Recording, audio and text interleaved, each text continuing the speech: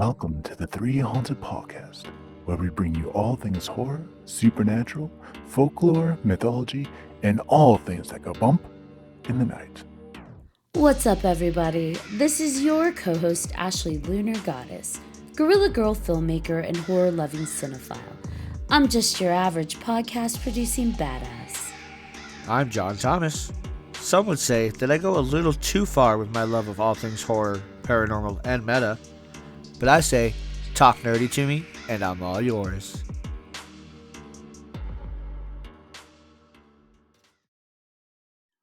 What's up, ghouls, gals, and all of our courageous pals out there? In today's episode, we'll be doing what we do best, talking about horror. Some of you may recognize the name and voice of our very special guest today. He's had numerous roles across the span of his career, but he's most known for voicing a beloved cowardly dog. Please welcome the voice of courage himself, Marty Grabstein. Woo! Yeah! Yay! All right. I love the energy you came in with. It's just automatically, woo! Studio audience. We're all in the same place now, all three of us. Yes. We're just in three booths, but we're all in the Just in three booths, but all in the same area. Yes. I mean, what is space? I mean, we're all in the collective spot. That's right. I feel like we're in the Twilight Zone episode already. Welcome to the Twilight Zone. Takes me to my first love of horror, actually. No, it wasn't, actually. My second. Twilight Zone was your side piece. No, I'm just kidding. So then what was, since you hinted at it, what was your first love of horror? Okay, see how this goes, John? We don't know how it's going to evolve, so it becomes that! Okay. So, honestly, my first love of horror was the Universal monsters. When I was growing up, actually, Frankenstein, Dracula, the werewolf, the mummy, and somehow the Hunchback of Notre Dame was considered a monster, which is very sad because he wasn't a monster. But he was one of the models. They had these models when I was growing up, and I remember I got the models, the Aurora models when I was like 8 years old or something. Where you buy this kit, and you put them together, and then you paint them. And they're of the Universal monsters. So I got those, and I got to create the illusion that I'm actually have any artistic talent whatsoever. Um, and it was really great. I loved those monsters. I just loved that you would act them out, and so yeah, that was my first great love of horror. What drew you to the monsters? Like, what was it about the monsters? Ooh, what drew me to the monsters? Ooh. I don't know. Could it be some dark underpinning of my psyche or something? That deep inside, I was already twisted at a young age, and I wanted something that could give voice to that twistedness. Could it be that? I don't know. I don't know what it was. My mother screamed a lot, so maybe I was nervous. My mother made me nervous, so the monsters became this reaction, this, like huge, scary. Like by becoming those monsters, I became the monsters. So maybe it was my way of slapping back at my mother. I'm not saying to the studio audience they should slap your mother. Don't ever slap your mother. Not a good thing to do. You understand? Talk to her. Have a conversation. But I don't know. I so wish we were in the same room. I freaking love to say. You do have the best personality. It is just, even when you're just being calm, it is just phenomenal to be around you. Thank you, my dear. Yeah, sometimes I wonder too with the Universal monsters if a lot of us related to them and were drawn to them because especially with like Frankenstein, there is this idea of being an outsider, feeling like an outsider, Yeah. feeling like you don't quite fit in, or that some of your pieces, like inside, aren't socially acceptable. And so maybe to some extent, a lot of us just identified with being that outsider. Well, absolutely. I mean, that certainly is true of Frankenstein. Um, and actually, in some strange way, all three of the major ones, the Mummy, is a different, concept. But for the moment, as we speak on the Universal monsters, I would have to say the big three: Frankenstein, Dracula, the Wolfman, right? Hmm. And if you really look at, I mean, Stephen King's Dance Macabre, you and I talked about this at one point, in one of our conversations. See, these conversations go on, audience, even when you're not there. They just keep going, these conversations. You're just getting a little tidbit Just a little taste. of what this is a taste. Maybe the taste might be enough for you. It might be. Let's Maybe you won't be wanting more after this hour is over. Um, but it's interesting because if you really think in Dance Macabre, he spoke about these as being the true iconic. What's the word?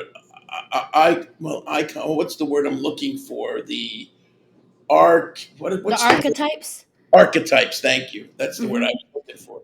Um, of that much of horror was built on in the 20th century, really.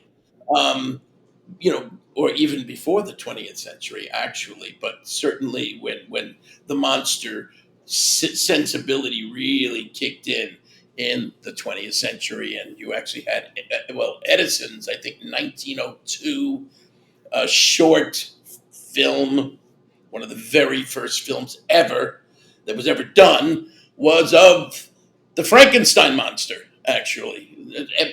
Thomas Edison, actually. Um, but yeah, so that was, I mean, I would say that those are the archetypes upon which so much of modern fiction, in literature, in film, even in television, are built upon. And the way those archetypes come from, they're actually Mary Shelley's Frankenstein, which is a very different Frankenstein than the what. Is it okay that I'm talking about this? Yeah, no, I love it. Go in. Do it, do it, do it. I'm in. I'm leaning into Mary it. Shelley's Frankenstein. I mean, I believe it was 1818 or something like that, the early 1800s, right? Um, written by a 17-year-old, upper class woman, actually, who's hanging out on a very stormy day with her Percy Bysshe Shelley, her brother, who was a poet, Lord Byron, and Dr. something Polidori. And they were, hanging out in this mansion, and it was crazy storms were out, so they stayed in, and they had a whole a contest that, who's going to write the scariest, creepiest thing, the best story, probably maybe a ghost story, maybe a monster, something. And sure enough, she came up with this extraordinary thing inside of this 17-year-old, as I say, upper class in terms of her financial status, and came up with this, a sheltered existence, actually. It just goes to show you that really the darkness exists in all of us, no matter where we come from, right? So you could be coming from a really rough background, and, difficulties and struggles and pain and violence and suffering, or you can come from this totally, you know, uh, you know, sheltered environment, and somehow you become, you have the darkness inside of you nonetheless. And it needs to be given a voice. And how wonderful that this voice came from the 17-year-old young lady, that actually this is the single most powerful monster story or horror story that so much of horror is based upon. As you said, certainly the outsider is a big part of it. Even though this Frankenstein actually speaks, this Frankenstein is well spoken, learns to speak. He's not going, "Ugh, bread, good, fire, bad, Bride of Frankenstein." So this was, totally unrecognizable, but it doesn't matter because we love those Universal monsters nonetheless at their own. We love Bela Lugosi, we love Boris Karloff, we love Lon Chaney Jr., all of these people. But anyway, why did I go into this whole thing? You gotta rein me in. What did I do? What the hell was I talking about? Our Right, love for the monsters and where right. that comes from. And where it comes from, and the all of those what Stephen King talking about Dance Macabre and having it so based on that. I would certainly also say that they're all very different, right? One is just this tragic figure of someone that is, of a being that is put together with dead bodies and is an outsider and is repulsive to society because of the way he looks. Then another one is, in a sense, tortured as well. He's the vampire, and he just literally lives in the night, and he must feed on blood to survive, and that's all of this. And he's a little bit more classy. He's a classy vampire. He's a classy monster, Classy. right? He's, and almost even a little sexy, right? Right? That was the whole thing. He was sort of like, yes, because he's a man and he has the three sisters, whatever, the three Oh, the vampire, three brides. right? And he is, kind of usually the people he goes after are women. So he is like, the fantasy of this man that can control women, because the reality is that men cannot control women at all under any circumstance. There is no real way of controlling a woman. So that feeling of inadequacy that men are somehow walking around with on a regular basis got a voice in the vampire, and of course the Wolfman, who's also kind of a tragic figure. But what's great about him is he's like, yeah, he will tear you to shreds. Nothing stops him. He's not classy. He goes after you and just rips you and bites you and shreds you. And that Oh, power, the power of the Wolfman, is kind of exciting. All these dark sensibilities that these mon this is so I really essentially what I just did without realizing it was answer your first question in more detail, no, because I now like it. now you know what makes me up. I love the Dracula's classy. Wolfman's not classy. But yeah, but you make a good point. Dracula represents like danger, but in a suave, charismatic, dangerous way. Wolfman's danger in a very primal rage way. But all of those things we carry within our human psyche, which I love. I absolutely love about the horror genre is that it's really just speaking to humans through, the lens of monsters and creatures. To make it more palatable so people don't realize, hey, there's a mirror being reflected back on humanity, but we dressed it up in fur and rage, or vampire teeth and a cape, so it's all good, don't worry guys. It's a really, for me, it's a fun genre to really explore ourselves. Yeah. What do you think about that, John? Does John participate? Of course John participates. Sometimes. No. No, I agree with both of you. Definitely. Excuse me. I think out of the three, the Wolfman's my favorite just because of all the primal rage. And I mean, who doesn't feel that every once in a while, right? Just want to rip somebody to shreds. Yeah. Yeah. Wolfman was my favorite. Nice. Dracula. Well, actually, no. I love Dracula. I love the vampire genre, but I would actually say Frankenstein was my favorite out of the Universal monsters. We got a representative from all There we three go. in Yeah. this.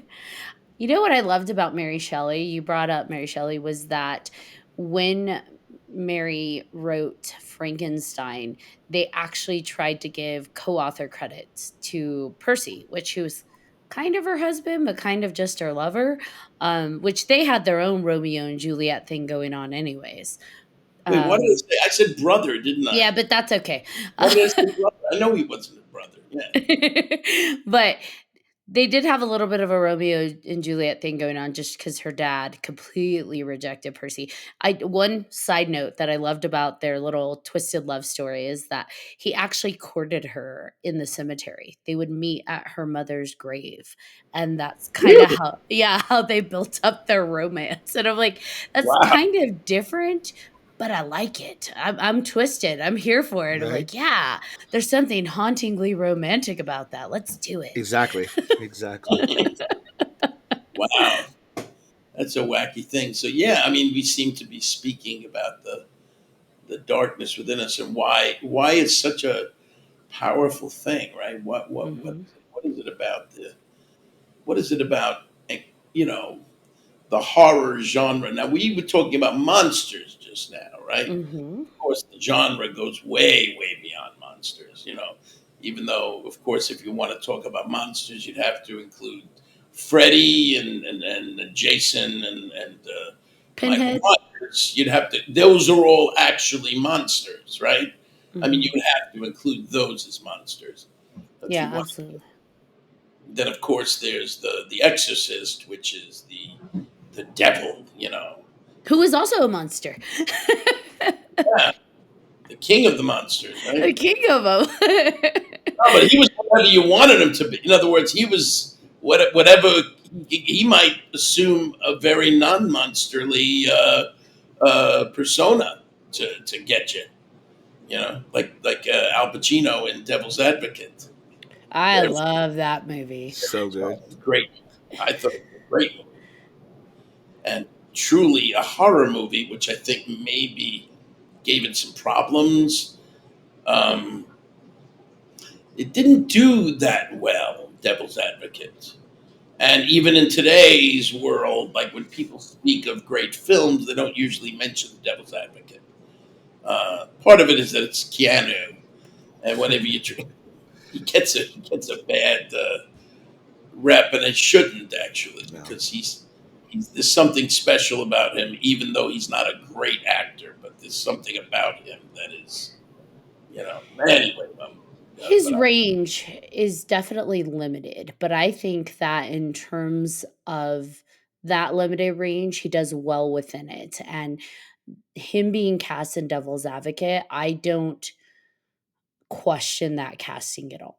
I think he did very well in that role. And, it could be that's a hard role to have to counter. Like, you have to be up against Al Pacino. And usually, when you have such a strong actor and paired a with, strong actress with yeah, Charlize Theron. Charlie. Yeah, and but like when you have like these strong actors, if you don't have an equally strong actor who is as compelling and convincing, that difference and that gap really highlights the weakness of potentially the other actor. But I didn't feel a weakness when I watched that movie. Keanu stands up well with Charlize and Al and that whole cast. It just works. It, It worked. it does. It worked. One of the movies that I like now that I didn't like before with Keanu in it was Constantine. I was not a fan of it Oh, I originally, and love now Constantine. it's so good. I absolutely love it now. But yeah, I didn't like it before. You wanna talk about a full cast of just amazing. Constantine was another one. Rachel Vice, yeah, Weisz. She is just phenomenal in her ability to yeah, she plays twins-ish. ish, yeah. I don't think you ever see the other twin really, but she does play twins in that. I didn't watch it because I'm very neurotic about wanting to read the book first. In this case, it would be a graphic The novel, graphic, yeah. right? The idea of it being, because I didn't read that, I didn't want to see the film, so I didn't see anything. It's so ridiculous. I should be killed. Whoa! I don't think I'd go Like, that far. I know we're on a horror podcast, but come on. Or, you could just watch But let me it. tell you this next thing. How about the fact that I never saw Lord of the Rings? No, any of them. That's okay. How, Jonathan. how ridiculous is that? And why didn't I see Lord of the Rings? Because I tried to read the book, the trilogy first, and I couldn't get through the first one. So I never got to it. So I need to revisit it. So I said I'm not going to see the movie until I've read at least the first book. And then I didn't do that. And then the second movie came out really quickly. And then I was like, all of them came out, and I just it never went. Those were hard books to read, though. Like, I couldn't even read them. Yeah, you have to really have a love for Tolkien and his style, and he is very verbose, and so it is a heavy read. It is in depth. I would say if the books are not speaking to you, I would still give the movies a chance. Like bypass your usual I got to read it first and Yeah. go for the movies if the books just aren't working for you because I think the movies really do pull out everything you need while, getting rid of some of the extra. And even then, the movies are really long, so they tried to, capture as much as they could. It's like 9 hours worth of movies, Yeah, right? well, if you don't do the director's Almost cuts, yeah, for more. each one. I mean, because the director's cuts added half an hour, 45 minutes, and almost an hour to the third one. So, yeah. But if you watch the original cuts, then you're good to go. Wow, that's crazy. And I Yeah. think you'd enjoy them. And the Hobbit movies, I really enjoyed those as well. Absolutely. Like, I watched all of those so many times, and like I said, I couldn't get through the first book either. I was like, nope, I can't. This is I did read The Hobbit. nice. That I read. Oh, okay. There you go. I was able to read that. But Yeah. they had not had the Hobbit movies yet at that point. But then I got neurotic because I was thinking I have to still see The Lord of the Rings first before I see The Hobbit. Too many rules, man. Marty, Too many rules. They're all your rules. You can break them, Marty. that's right. You're right. Absolutely. Honestly, I was that nerd that read the Lord of the Rings trilogy when I was 10. And that was my jam. 10? But I Seriously? also am very, yeah, I'm not even kidding. Holy I have crap. my original books. Whew. They are old AF. But that was my jam. But I also can objectively stand outside of that and say that's not for everybody. You really have to have a specific like taste to read those books and to be able to. They are big and they are very in depth on detail. And so that just has to be your world. Yeah, I suppose so. So, regarding once again back to our horror world, um, it's interesting because then you look at and Stephen King kind of focused in. I keep mentioning Dance Macabre because for me, I mean, I became a huge Stephen King fan in my 30s, which is relatively old. No, I mean not old, but late in the game. Relatively late in the game because in my 30s, it wasn't that late in the game. It was like my late 30s. He was around for about 10 years at that point. So not that late in the game, but still, I went to read The Shining and The Stand and Carrie and all those early ones, Salem's Lot and Pet Cemetery and different seasons, Night Shift, and then of course Dance Macabre. All those early ones. That kind of makes up the early. I don't think I've missed anything just now. I think that's the early except the Bachman books. And I fell in love with Stephen King, right? I mean, I was reading, and that I already always loved horror anyway, but more in the movies, not in the literary aspect of horror, right? Until Stephen King came about. And Stephen King gave me Dance Macabre, which was basically a history of the horror genre as seen through his eyes. And you read that, right? Not yet. You recommended it. I bought it. So next plane I'm on, plane trip, I'm reading that book. Oh, you So love you and I discussed having you appear on a second episode where we talk all things Stephen King. So I'm planning to read that, take copious amount of notes so that we can revisit it and just go in depth on, which means, John, you got to read Dance Macabre. I'll read it, take notes, and then you can borrow it. There you go. That's the one I haven't right. read So yet. I won't go too deep into it now, so we can definitely reach it. Reach into that in that next episode of this. But just to say that what he did do was he he proceeded to examine horror, and he created huge, like, bibliographies of books that he thinks must be read. He's got a list. Well, first of all, he's got a list of his 10 favorite horror books from 1950 to 1980. So that was like that period he chose to mainly focus on in Dance Macabre, but he does, go way back to like some of the books we just discussed. Um, and but he also has the hundred most important horror films of that period, and the 100 most important books of that period. So I proceeded to watch many of the films that he recommended. Like, I let him teach me, go watch this, read this. I read all these other horror novelists and stuff. So like I really allowed it to become this master class for me, in especially in the case of literature, because that was very easy to watch a movie. It's more of a commitment to have to do a book. So interesting thing. I don't know why I brought that up again, but Now I'm curious, you said most of your horror up until the point of being introduced to Stephen King was through film, a majority of it. So what inspired you like to pick up the book? Where was it just you heard his name on the scene and you grabbed a book, or how did you make that transition?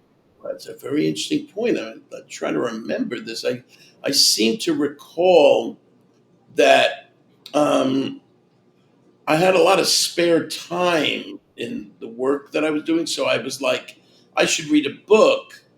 Like, I liked reading when I was growing up, but I didn't read a lot of books. In other words, I read certain books that I thought were great. 1984 is one of my favorite books, and Johnny Got His Gun. I don't know if you ever heard of that book. You ever hear of that one? Yeah. You know, kind of its own horror film in a way, but of course much deeper than that. But people were telling me, "Oh, you should read The Shining. You should." Have friends of mine would say, "You should read The Shining, man. Shining is unbelievable. What a book that is." And so I read The Shining, and I was like blown away by that. I was blown away and we'll talk more about Stephen King, as you said, in the next one, but by his not only his great stories, which he puts story above all else. Stephen King. His view is story is most important, not necessarily literary style, not even necessarily the character development. But the truth is, he does all of them quite well, actually. Even literary style, though he would put himself down that he's more of a. He actually would joke that he's a hack. That he just makes stuff out, but he has great stories. But his character development is tremendous, and it's like, and he was very much in the now about the culture, of Americans. He was very, very much including that in his. That's I loved his characters, and I loved his women.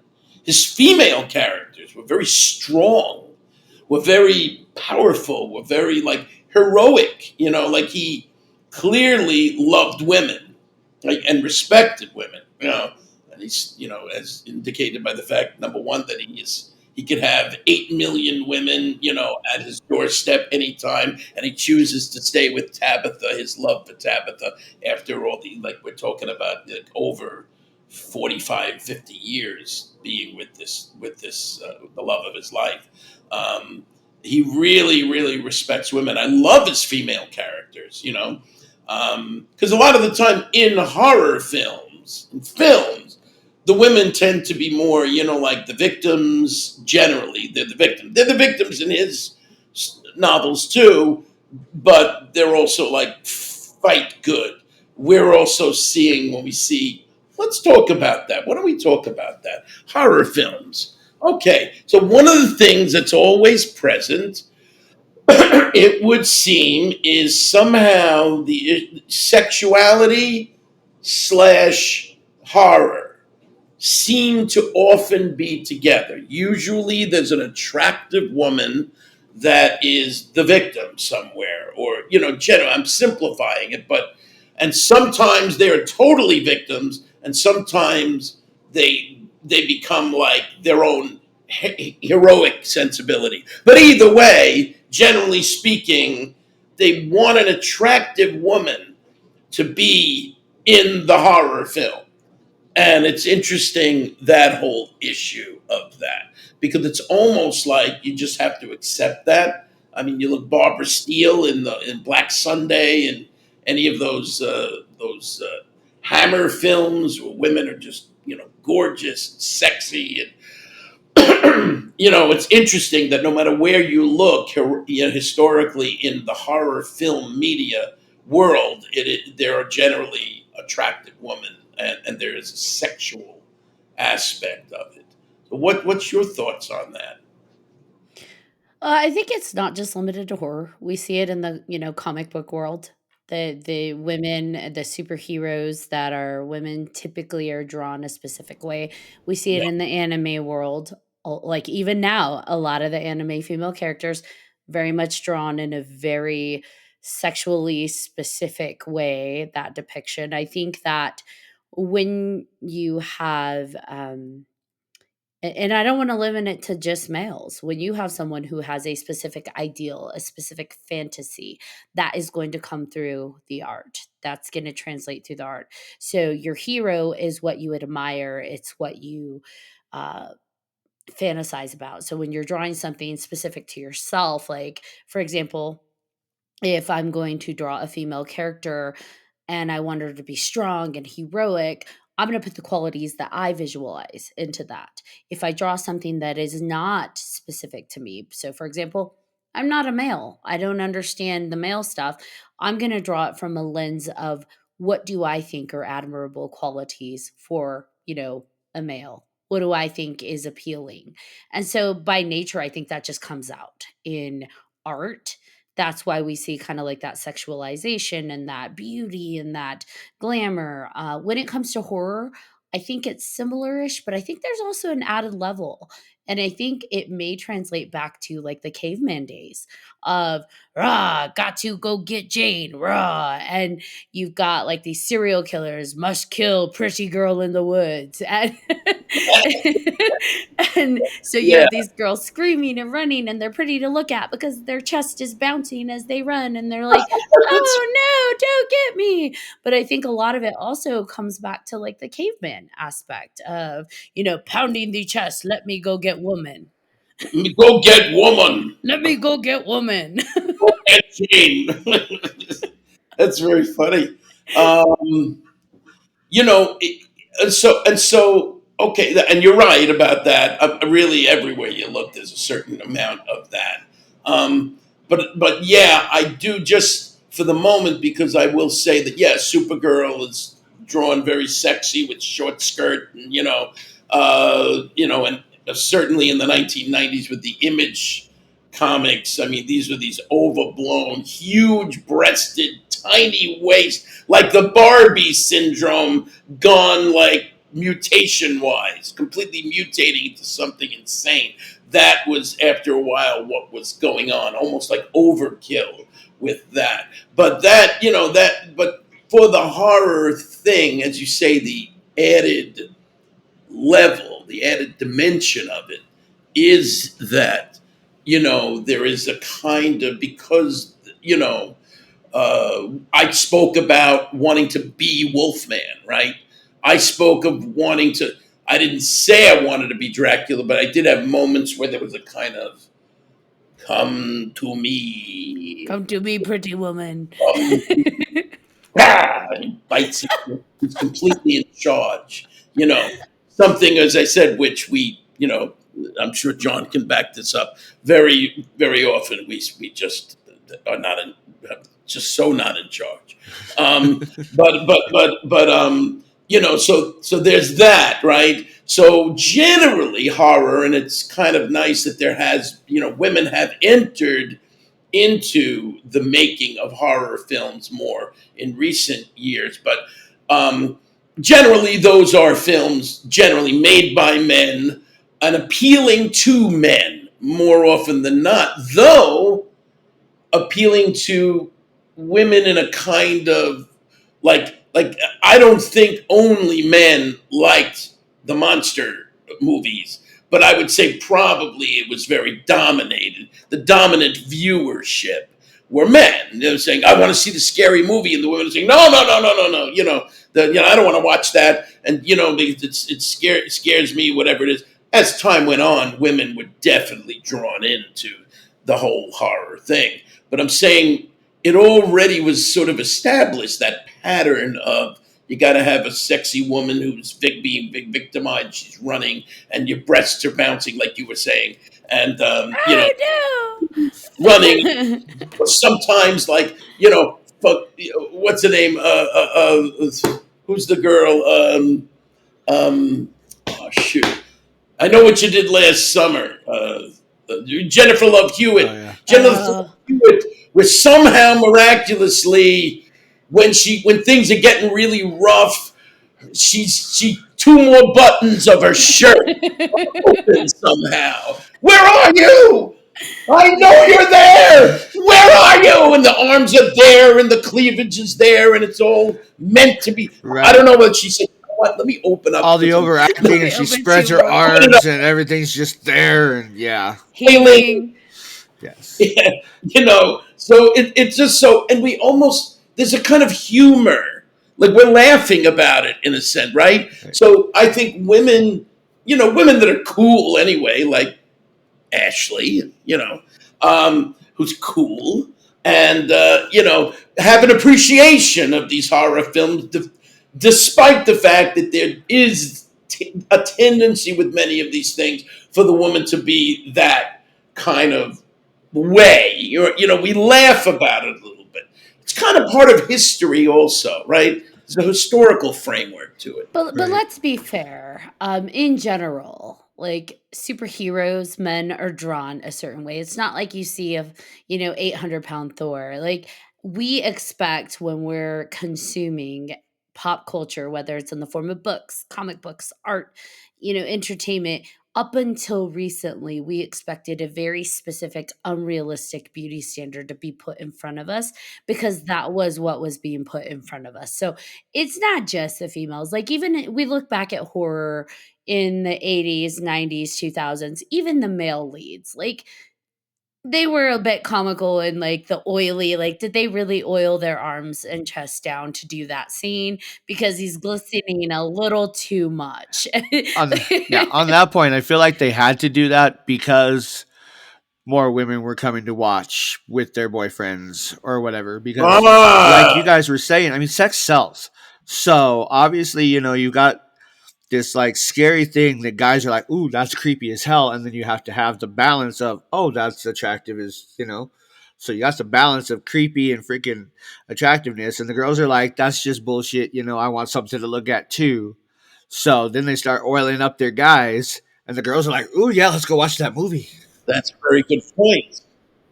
Horror does represent an element of the inner darker sexuality though. So I think horror and sex are always going to go together in some way Yeah, because it speaks to that nature within us. That's I think why also Wolfman speaks so much to a lot of people. But I will say this. I think back in the day, back when Universal Monsters and a lot of the older horror was coming out, men were in charge of finances. So those movies I do feel were created specifically to the demographic of who's spending the money. We see that even now.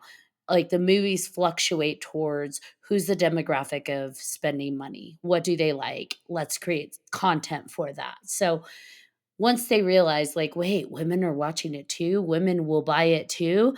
Like you said, John, they start to adapt to kind of include that demographic. And I mean, I'm not mad at it. Like you said, Marty, women in the 80s running through the woods, "Oh no, don't kill me," and they're half naked or some of them actually are naked. It's comical. Like at some point we just have to appreciate the absurdity in yeah. it and kind of be like, "Yep, that's that moment in time and it's hilarious." And why do we love Texas Chainsaw Massacre so much? I mean, because that's just a miserable thing. There's the miserable aspect of that film. We shouldn't be loving that. And somehow, I'll speak to myself. When I first saw that film, it was like, oh God, oh my God. I could barely move. It was just so unpleasant, and yet I wanted to see it again. You know, I mean, just and here you didn't just have one monster running after a woman. You have a whole room full of men doing this to her. She's tied up, and she's being, that we're gonna do some stuff to you. It was really horrible, just horrifying. Yet we love it. Maybe we could all relate that we all have dysfunctional families. Yeah, I went back to my mother again. I knew to get back to my mother. Always back to the mom. Uh, yeah. And I think too, sometimes we just like to be scared. And how many of us have driven through little towns, especially after watching that movie and being like, oh, don't stop here, we'll all die. And something, there's also, I think, something that I didn't even approach because we were talking about sex, right? And the sexuality. But also, there is something logical about women because women are simply generally physically, weaker than men, generally physical strength.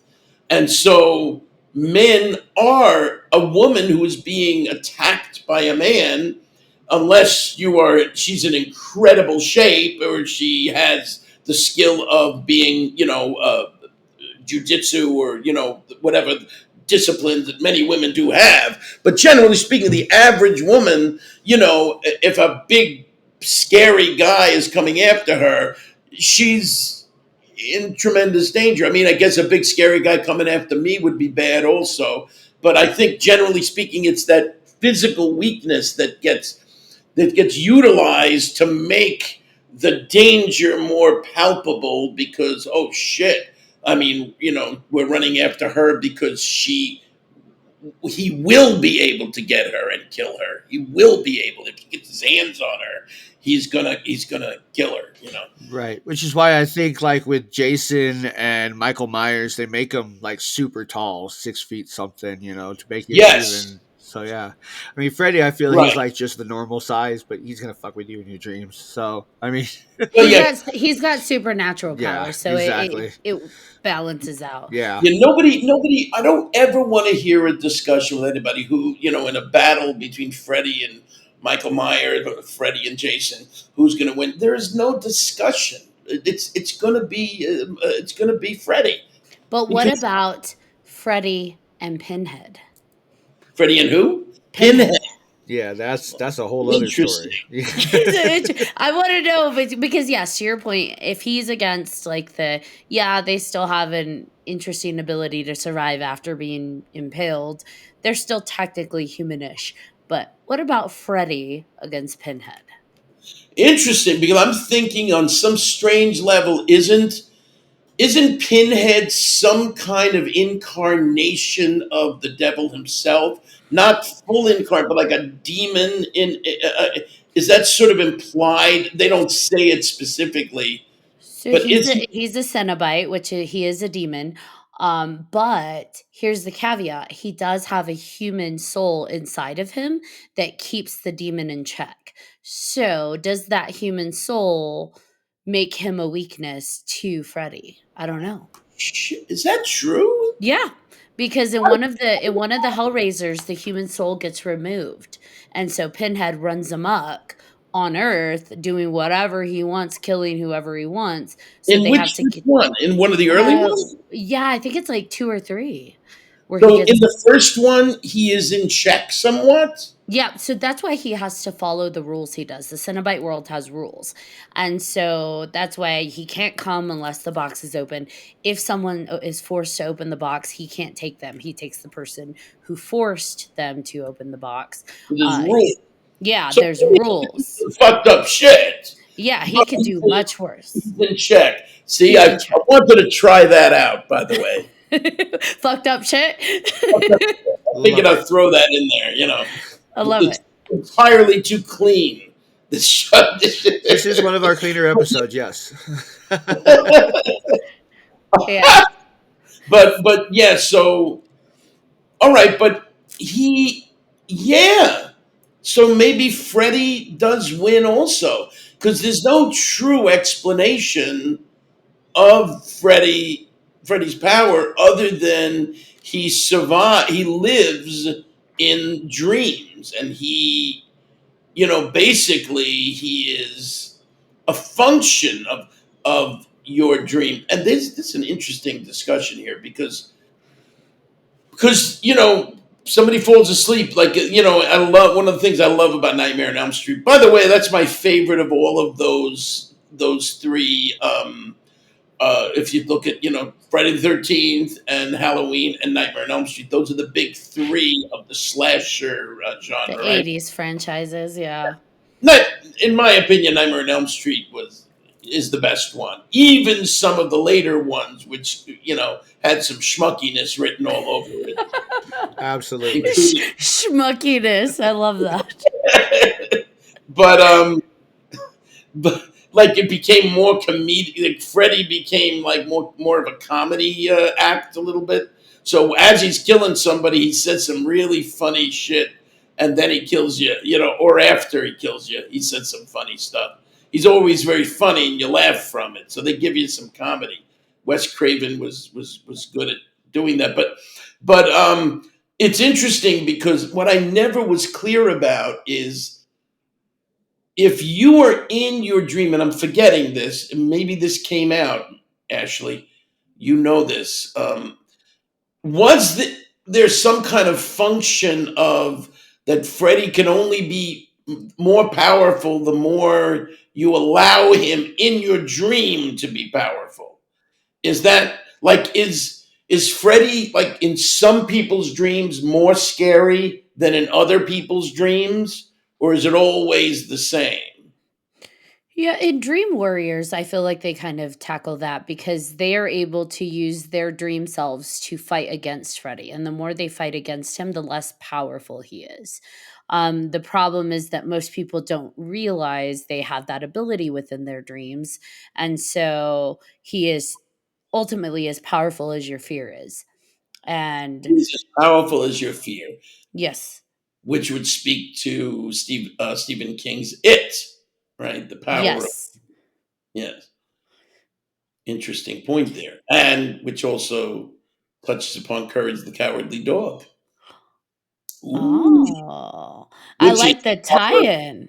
which is a horror cartoon, right? Yep. It's a horror cartoon, right? And so the idea being that this is a creature who is so terrified of everything, right? He's terrified of even small things that make him scared, right? And somehow along the line, when something really scary happens that's threatening Muriel and Eustace, he finds something within himself to face his fears head on and ultimately save the day. So the message of it, which is part of the reason why I keep coming back to these conventions, because so many people were moved by that sentiment that face your fears, face your own anxieties, and you can survive. You will be okay if you merely do that. That is, I think, the message of Courage, and I think that is also a kind of an under the it's sort of a horror sensibility in general, right? The idea of facing fear, because ultimately it always starts off that scary, scary, scary. Oh my God, this is messed up, and even violence or whatever it is. And somewhere along the line, some people come, this is enough. I've had enough of this shit. I've had enough of this shit. And then they end up, I just pulled out my, did you hear the sound? Something dropped, right? Yeah. I figured you got excited and started throwing shit. Started throwing shit. But ultimately, you face your fears, and then in some of these, horror films where the good guy wins, though In the more recent ones, I don't know. Well, and I It's love about courage is that yes, he's the the dog who is scared of everything, but his ability to face his fears is rooted in love. I mean, that's why he is constantly saying his catch line. It's love that helps him face his fears. that's right. That's right. It's love. Thank you for that, because I'm actually going to be like, that's a good thing to keep in mind when I'm speaking to people about this, Yeah. because I'm not touching upon that issue, but it is love ultimately. So the idea of love being powerful, is something that people still feel, like cynical about. Yeah. Love wins. Love is powerful. Love is all powerful. When you're confronted with a lot of hate and anxiety and scary shit coming your way, it's very hard to believe that love will save you in that situation. It seems like the only thing that's going to save you is violence. Good, strong, violence that will end this situation, and that you must be violent in order to survive, as opposed to love, which is that unconditional sensibility that a certain New Testament superstar would speak about such things. New Testament superstar. I also think too is that people are like, how is love gonna save me? And it's like, no, love doesn't save you. You use love to save yourself. You use grounding yourself in that love to rise above whatever else may be the terror, the fear, the paralysis of whatever it is that's causing you to be stuck in that moment. You find that grounding within love because love is a much stronger emotion. It's a much stronger, more lasting, everlasting um, energy than fear. Fear is temporary. Terror Yeah, is temporary. It's intense and it can be paralyzing, but it's temporary. So I don't know. I stopped following when a new horror film would come out. I would usually go to see it in the movies. Now it's hard anyway, because you don't necessarily go to the movies to see things like automatically anymore, which is sad to me. um, Based on what I think, it was already heading in that direction anyway, but COVID, I think, speeded it up. Yeah. um, that idea that just wait till it comes to television. So it keeps you home rather than going out and experiencing something on a large screen with a big sound and eating popcorn and stuff. So anyway, but in the more recent horror stuff, I stopped. Like, I wouldn't go to see Saw. I didn't see any of the Saws. You saw them? I love them, but I'm a weirdo. And so what stopped me from Saw, and maybe what stopped me from modern horror in general, was Hostel. No. That was hard to watch, but I still enjoy it oddly enough. But yeah, that was definitely hard to watch. You saw both of them? Yes. Yes. Wow. Yeah, and one of what they did was, to their credit, they switched it around. On the first one, the victims were women, right? And men were doing the bad shit. And then the second one, actually, men were the victims, and there were some really evil women Yeah. that were about. So there was no value. So to their credit, they crossed over with that typical role model of how things are supposed to be in a horror film. Right. But those were rough watches, though. Very, very hard, because it was torture. It wasn't just scary stuff, but actually watching torture. It was hard for me to enjoy that. Um, and so I stopped watching modern horror, and I think I missed out on some good ones, because Jessica, who is a huge, is a, Jessica, Yeah. is a huge fan of latter day horror, right? And so she gave me some films to watch. So I watched Hereditary. Hmm. Woo! Did you see that? Yep. I Yeah. like the woo. That's a rough one, There's only boy. like one And part I like in that so, one. Midsummer, Oh, she's giving you all the hard Yeah, she's ones. giving you the like hard the one, right? freaking Did elevated she give horror you? shit. Jesus. She give you martyrs too? What's that? I said, did she give you martyrs too? Martyrs? Don't watch Is it. that a movie? Yeah, don't Yeah, don't watch it. watch Don't martyrs. watch that one. All right. If you don't like torture Yeah, films, don't watch. absolutely do not watch martyrs. Now here's the deal though. I will say this. Um it has to serve a purpose. You mentioned this earlier. Stephen King says, I don't do a specific style. I don't do character development. It has to be about the story, which is why his stuff is able to be an art form. He lets the story unfold itself. Technically, Hellraiser is torture, but it is a part of the story. It is absolutely necessary for the story. So it works, it Yeah. is successful.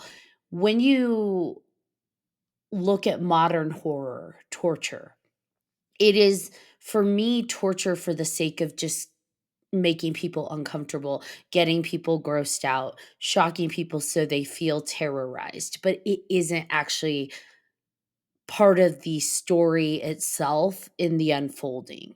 It's this is our we're going to freak them out and then everything else comes later. And so I think that's why I have a problem with a lot of the modern torture stuff. Martyrs very much is an intense torture film, but to me it falls more in line with the Hellraiser. It is absolutely necessary to the story, but it is a hard one to stomach because it does have a lot of torture. So it's one of those you may be okay with it if you were okay with Hellraiser because it is absolutely necessary to the story. But there are some people that are just like, I just can't watch that stuff, and that's okay too. Yeah, I thought had a pretty, strong stomach for that kind of stuff. And it's interesting. But I did make an exception. Did you watch Terrifier? How did you know what I was going to say? Because I remember you said, because we're just talking about torture, and I remember he was telling you to watch it, but we told you not to watch it at midnight. I did did you watch did, it. did you actually watch it? I watched it, and I watched number 2 also. Oh. Both of them. Did you watch them at midnight? No. You know Okay. why though? Not because it was scary, but because I fall asleep too late. But somehow can't put my finger on it. I liked it. Why did I like it? Something about the clown. Something about this really one the most unattractive clown that I've ever seen. And I thought that the clown in The Devil's Rejects and A Oh, yeah, Thousand yeah. Corpses, Captain Spaulding, right? I thought that clown looked pretty fucked up. But this clown is just miserable. Just it was just unbelievable. And yet, seeing him do these little things like these sweet little Chaplin-esque clowny things, or riding around on a tricycle with the ding ding, this kind of stuff added something to it, and his expressions. Somehow, I was okay with it. Though I will say, the chainsaw, cutting the woman in half with the chainsaw, probably one of the worst things I've ever seen in any film ever, anywhere. I don't know that though in Hostel with the eye thing, that was Oh, pretty the eye. That got me. that was pretty fucked up too. But the second one, actually, he said it was a more of a story to it, and there actually was something of a story to the second one, something of a story. Still, it was primarily it was art. But what I loved about the second one was that you thought you thought the woman at the beginning with the blonde, and the blonde got cut in half. You thought that woman was going to survive, and then she didn't survive. And then you thought her sister, who was coming to the rescue, was going to survive, and she did, but only because like 2/3 of her face was removed, and so she was kind of survived, but at quite a price to pay. So everybody just got destroyed, and there was no heroism in any way, shape, or form. Second one, there was a kind of heroism with the brother and the sister, and she was kind of, attractive, attractive and heroic, and the brother was appealing, and she did beat him, but of course we know at the end that she didn't beat him, right? She didn't beat him because the head came alive because of the scary little weird You, demon you, girl. you never beat art. Um, Question for you. Do you think meeting David before watching the films made you a little bit more receptive to art? Or do you think Yes, yes, sure. I'm thinking, wow, I met the guy and we're talking about it, and now I got to see it. And I know that guy. Yeah, that is true. I was more receptive to it because of that. I had a friend that was telling me I should watch Terrifier for the longest time. You got to watch it. And he said it is brutal. I will tell you, it's kind of brutal, kind but of? it's cool. So Actually, a little fun story. When we were talking to David, for those that don't know, David Howard Thornton is Art the Clown and Terrifier. We happened to meet him thanks to Marty at Smoky Mountain Fan Fest, and we were talking to him, and he said that when they approached him for the film, they gave him just a segment of the script, but he thought it wasn't actually from the script. He thought it was just like an audition side. And so he read it and he's like, man, this is really messed up. Oh my God, that's insane. That's crazy. And so he did the audition. And when he got it and they gave him the script, he's like, oh my God, that's real. That's actually in the script. We're actually doing that. wow. Because he thought this is the most messed up like side I've ever gotten, not realizing like this is the entire tone of the film.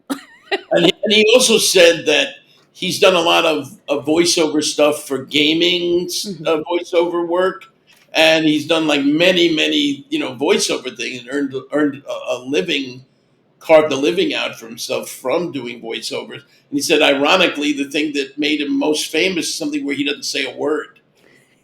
He said he didn't say anything.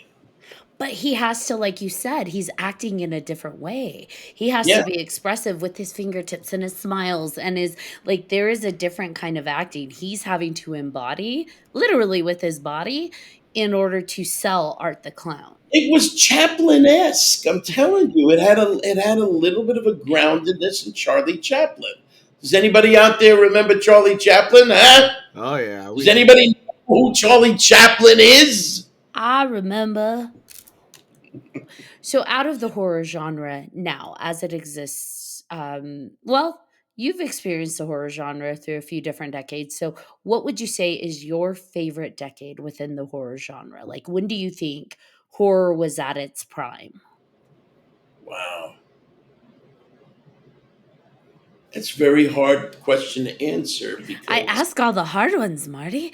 yeah, because I mean I'm looking, right? I look at the Universal things, and then I look at the 1980s, with those, some great horror things, and the 70s Exorcist, and then also the 1950s, which saw a kind of rise of sci-fi, but really that inculcates horror into its zone anyway. Like it's sci-fi, but like masquerading as sci-fi, but actually like the Invasion of the Body Snatchers. Hmm. It's supposed to be a sci-fi film, but really it is a horror film, a horror book, even, right? Because that's like, oh my God, you don't know who's, like it's Uncle Ira, but it's not Uncle Ira. That Yeah, whole thing. that's terrifying. Terrifying, and all of these, and you don't know where, like you just don't know who to be afraid of, who to run from. You think that it's somebody, people that look like people, but they aren't them. Very, very scary. And then the Incredible Shrinking Man, also viewed, spoken of as sci-fi. Richard Matheson, sci-fi, and I would probably say, maybe, the period of time when horror really, began to become more intelligent. How about that? I like that. Is the late, really the Twilight Zone and Outer Limits, right? Okay. And really, and then to a lesser extent, Alfred Hitchcock Presents. So that's Ooh. the 1960s, right? And that's television. Mm-hmm. But it really was, it reached so many people, right?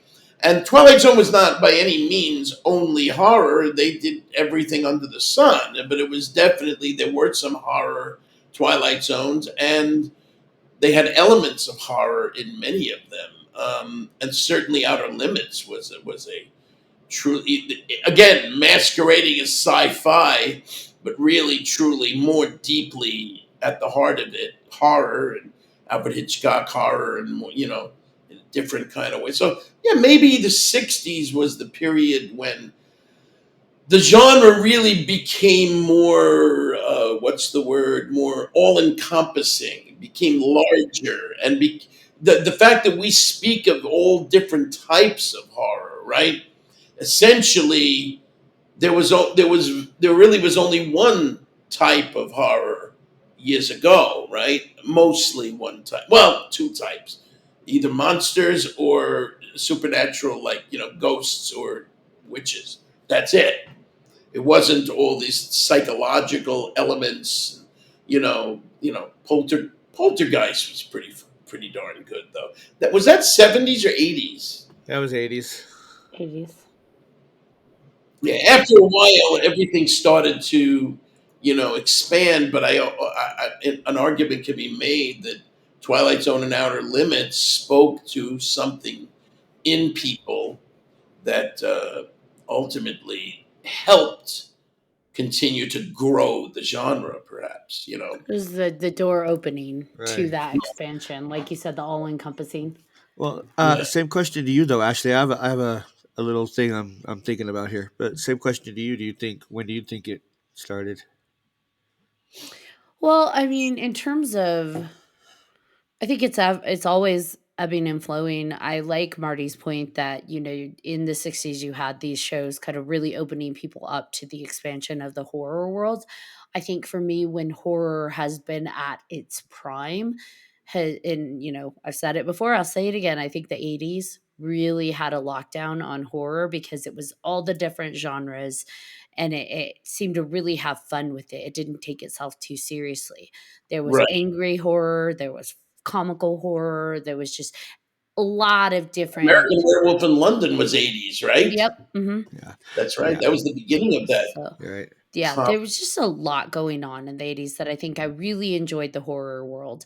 I think anytime after that, it started trying to find too much how to tailor to the demographic that it forgot about the art, Right. and so we're trying to find that horror balance a bit. Right. I agree with right. you. I would say 80s, early 90s, and then it started going to crap, and then that's when Scream kind of you revived it a little bit, I think. But my theory on that was I was just going on based on like when we were born. Since Marty said 60s, I figured you would say 80s, and I would too because we're close enough in age.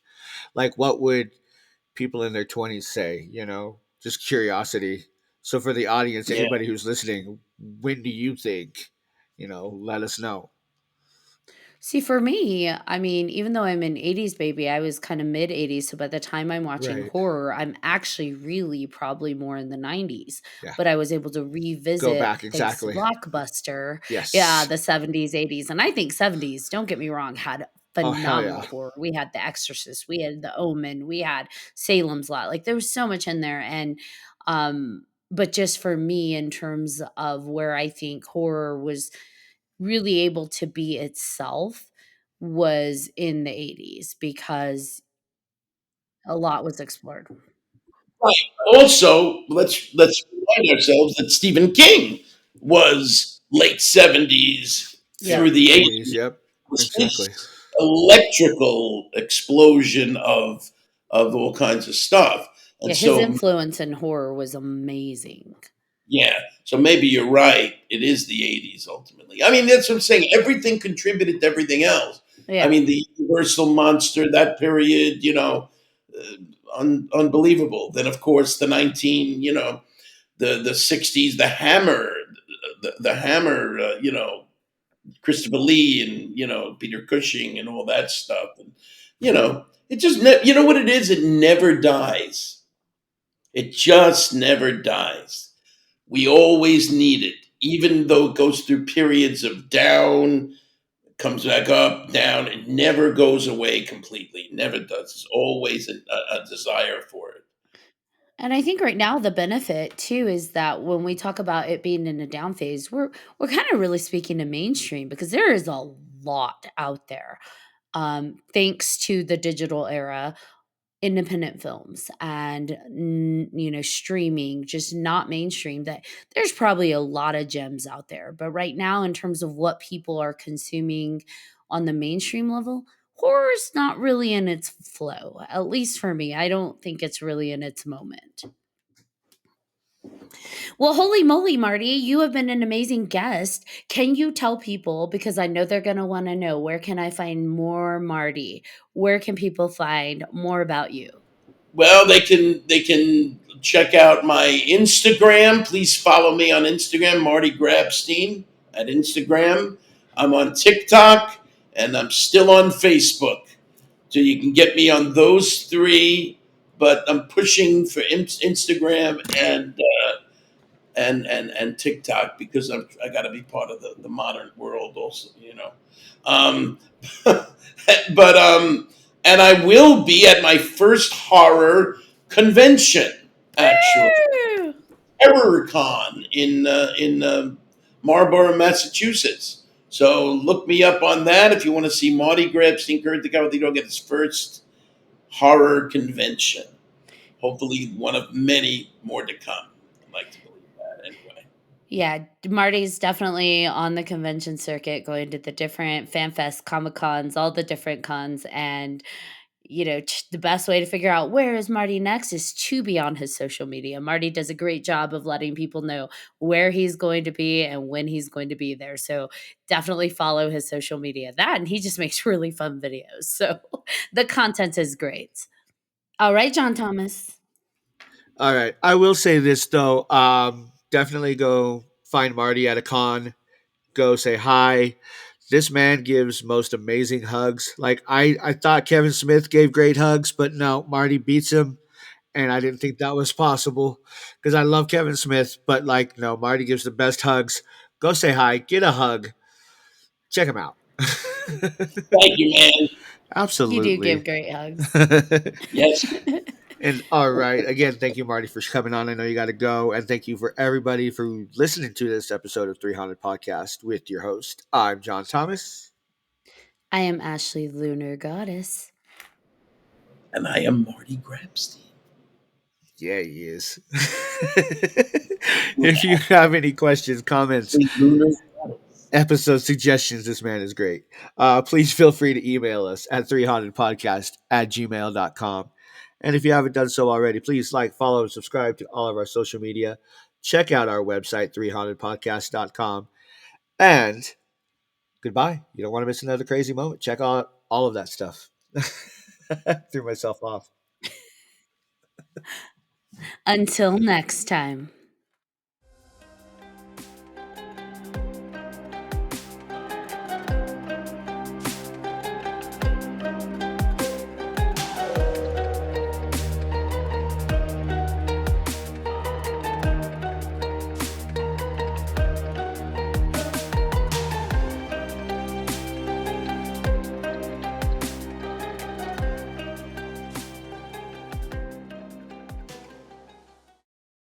All the things we do for love.